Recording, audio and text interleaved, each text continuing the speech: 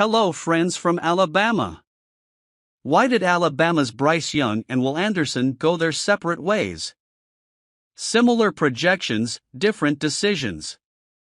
Bryce Young and Will Anderson recently arrived at the NFL Scouting Combine in Indianapolis and were faced with the same choice that confronts all draft prospects there: to succeed or not to succeed.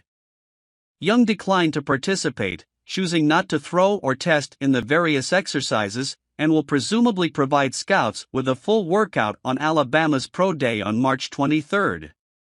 Anderson, on the other hand, lined up and competed in the only event that agents are increasingly advising elite candidates like him not to worry about: the 40-yard dash. How much or how little to do at the combine is a delicate dilemma that involves different considerations for each athlete.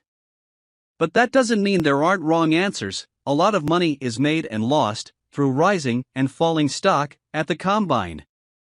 Young's best bet is likely his pro day.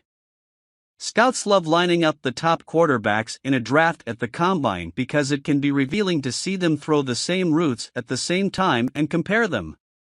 But Young is looking out for a future professional career. In his position, things like comfort, familiarity, and ambience are more important, and Indianapolis lacks them. His professional performance will attract scouts from every team in the league, and he will do it at UA's indoor facility, pitching to the Alabama receivers he knows and where he has thrown thousands of passes. And it's not like he didn't impress on the combine. Word is, he impressed NFL executives in formal interviews. Meanwhile, Anderson had his own decision about whether to work out at the combine, and his choice was unique and bold. Anderson ran a solid 4.60 and 40-yard dash and did positional drills, doing nothing else. There's no reason for him to run again on Pro Day, and if he decides not to, he can spend a lot more time checking other training boxes like vertical and wide jumps, agility drills, and bench presses. Running back Jahmyr Gibbs' impressive 4.36 time puts him at the same advantage going into the Pro Day.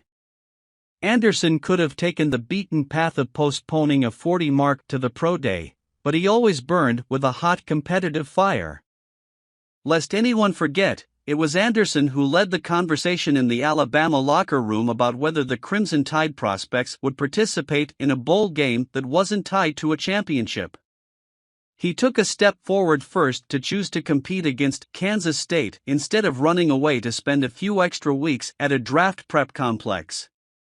And he stepped forward again at Indy, plunging headlong into the combination glamour event, even though NFL clubs no longer see him as the valuation anchor he once was. More and more professional teams are turning to the on-field metrics that GPS technology can now provide as a better tool for assessing a player's speed.